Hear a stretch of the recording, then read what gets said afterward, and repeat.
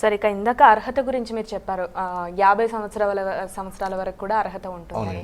అయితే చాలా మందిని మనం చూస్తూ ఉంటాము, పెళ్ళయ్యాక ఇంకా గవర్నమెంట్ జాబ్స్ చేయలేమని, 30-40 ఇయర్స్లో పిల్లలు వచ్చేసారు, జాబ్ చేయలేము, మాకేం జాబ్స్ రావేమో అని చెప్పి ఆలోచిస్తూ ఉంటారు.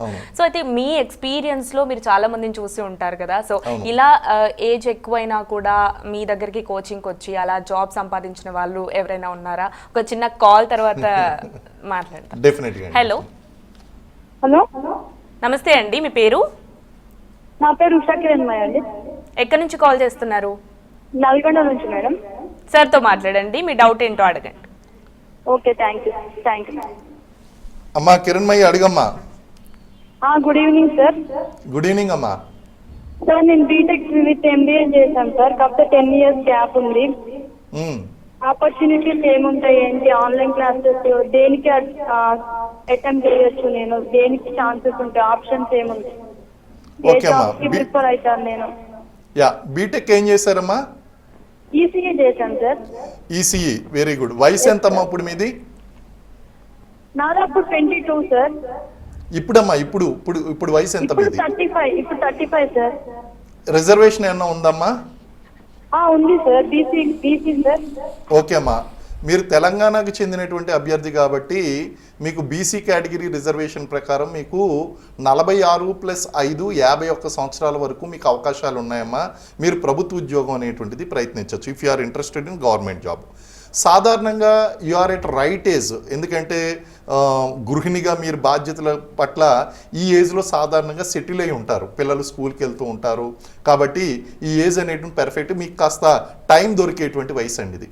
కాబట్టి గవర్నమెంట్ జాబ్స్కి మీరు గ్రూప్ 1, గ్రూప్ 2, గ్రూప్ 3, గ్రూప్ 4 ఇలాంటి ఉద్యోగాలకు మీరు ట్రై చేయొచ్చు.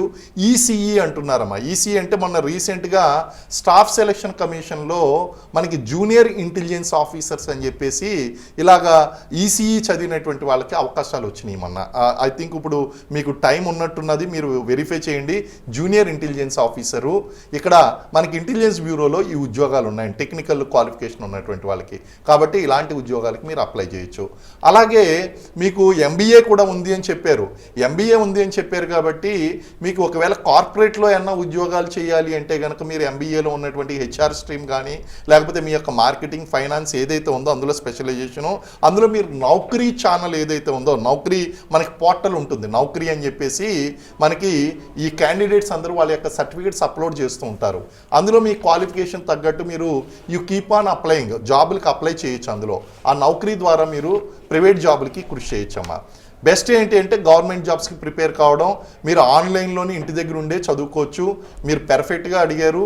మీకు ఇంకా అవకాశాలు ఏంటి అంటే ఇంజనీరింగ్ చదివినటువంటి వాళ్ళకి ఇండియన్ ఫారెస్ట్ సర్వీసు ఇలాంటి టెక్నికల్ ఉద్యోగాలు కూడా మనకు అందుబాటులో ఉన్నాయి. ఫారెస్ట్ రేంజ్ ఆఫీసర్స్ కూడా ఈ ఇంజనీరింగ్ చదివినటువంటి వాళ్ళకి అందుబాటులో ఉన్నాయి.